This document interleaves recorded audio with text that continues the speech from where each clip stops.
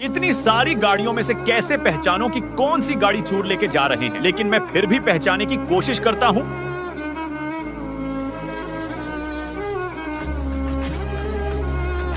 यही गाड़ी चोर लेके जा रहे हैं, लेकिन उसे देखने से पहले बेटा उसे देखकर इग्नोर मत करना। इस बार जो भी एग्जाम में पास होना चाहता है वो पास हो जाएगा, मगर आपको भी एक काम करना होगा। तुम्हें उस वीडियो को एक लाइक और चैनल को सब्सक्राइब करना होगा और 5 सच्चे मित्र को शेयर करना होगा। और बेटे जाते जाते कमेंट में अल्लाह का नाम लिख दो, उसका तो पापड़ ही बन गया।